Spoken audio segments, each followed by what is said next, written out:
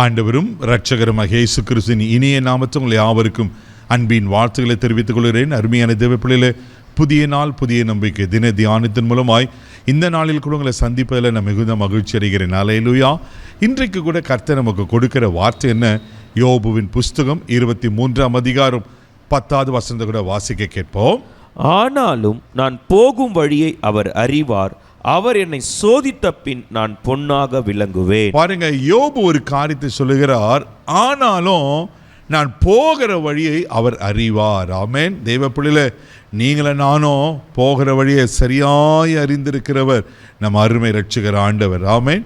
இங்கே யோபு ஸ்டார்ட் பண்ணும்போது சொல்லும் போது ஆனாலும், ஆனால் அதுக்கு முன்னாடி ஏதோ ஒன்று இருக்குன்னு அர்த்தம் இல்லை. அதே யோபு 23ஆம் அதிகாரம் 8வது வசனம் 9வது வசனத்தை கூட நான் வாசிக்க கேட்போம்.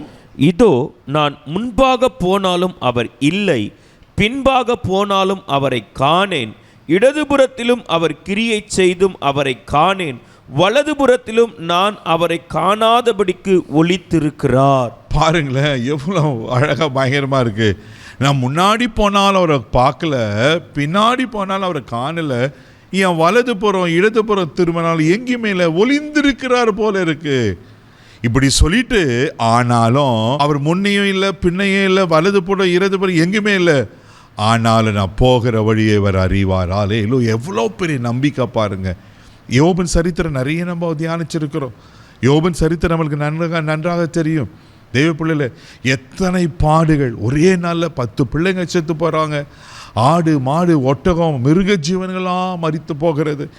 அது மாத்திரம் இல்லாமல் தன்னுடைய உடம்பெல்லாம் பற்களால் நிறைந்து அவ்வளோ வேதனை. எப்படி இருக்கும் கொஞ்சம் யோசித்து பாருங்கள். மனைவி சொல்கிறா, தேவனை தூஷித்த ஜீவனை விட்டு எதுக்கு உயிரை வாழற? இப்படிப்பட்ட சூழ்நிலையில் முன்னாடி போனாலும் இல்லை, பின்னாடி போனாலும் இல்லை, வலது இடது போகிற எங்கேயுமே தெரியல, ஒளிந்திருக்கிறாரா? ஆனால் நான் போகிற வழியை அவர் அறிவார். இதுதாங்க தேவ பிள்ளைகளை, ஒருவேளை உங்களுடைய வாழ்க்கையில் கூட ஆண்டவர் என்னை மறந்துட்டாரா? ஆண்டவர் எங்கே இருக்கிறாரு? ஏன் என் வாழ்க்கையில் இப்படிப்பட்ட காரியங்கள், ஏன் இப்படிப்பட்ட சோதனை, ஏன் இப்படிப்பட்ட பாடுகள், ஏன் எனக்கு உபத்திரம், ஏன் இப்படிப்பட்ட போராட்டங்கள் கலங்கி கொண்டிருக்கிற தேவ பிள்ளை, எவ்வளோ நான் ஜெபம் பண்ணுறேன், அவரை பார்க்கலையே, அவருடைய பிரசன்னத்தை உணரலையே, கலங்கி கொண்டிருக்கிற அன்பு தேவ பிள்ளையே, பயப்படாதீங்க. அவர் உங்களை அறிந்திருக்கிற கர்த்தர், உங்களை ஆராய்ந்து அறிந்திருக்கிற கர்த்தர், உங்கள் உட்காரத்தில் உங்கள் எழுந்திருக்கிற தூரத்துலேருந்து அறிந்திருக்கிற கர்த்தர். ஒரு நாள் உங்களை கைவிட மாட்டார், ஒரு நாள் உங்களை மறக்க மாட்டார். அழகாக வசனம் சொல்லப்பட்டிருக்கு, நான் போகிற வழியை அவர் அறிவார். நிச்சயமாக அவருக்கு தெரியுங்க. அவர் பார்வைக்கு மறைவானது ஒன்றும் இல்லை. உங்கள் தலை மயிர் அவர் எண்ணி வைத்திருக்கிறார் அல்லவா? உங்களை அவருடைய உள்ள கரத்தில் வரைந்து வைத்திருக்கிறார் அல்லவா? உங்களை கைவிட்டுவாரா? ஒரு நாளை கைவிட மாட்டார். வேதத்தில் நான் வாசிப்போம். சங்கீதத்தின் புஸ்தகம் 77ஆம் சங்கீதம் 19வது வசனம் இப்படியா சொல்லப்பட்டிருக்கு, வாசிக்க கேட்போம். உமது வழி கடலிலும் உமது பாதைகள் திரண்ட தண்ணீரிலும் இருந்தது, உமது காலடிகள் தெரியப்படாமற் போயிற்று. பாருங்களேன், உமது வழி கடலிலும், சிவந்த சமுத்திரத்தை கர்த்தர் பிளக்க பண்ணி வெட்டாந்திரையாய் உண்டு பண்ணி தன் ஜனத்தை நடத்தினார் அல்லவா? யோர்தான் வெள்ளமும் கரை புரண்டு வந்தது, குவியலாக நிற்க வச்சு ஆண்டவர் தன் ஜனத்துக்கு வழி அனுப்பி விட்டார் அல்லவா? அவர் வழி சாதாரணமானதல்ல.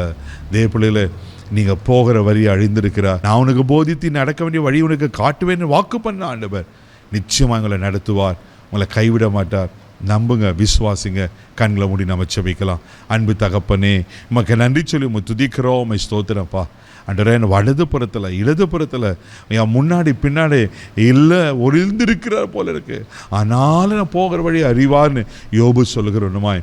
ஆண்டவரே, சுற்றில நெருக்கங்கள் இருக்கலாம்ப்பா, ஆனால் நீங்கள் எங்களை கரம் பிடித்து நடத்துகிற கர்த்தர், எங்களை பாதுகாப்பாய் நடத்துகிற கர்த்தர். ஆண்டவரே, அன்பின் கரத்தில் தாழ்த்தி ஒப்பு கொடுக்கிறோம்.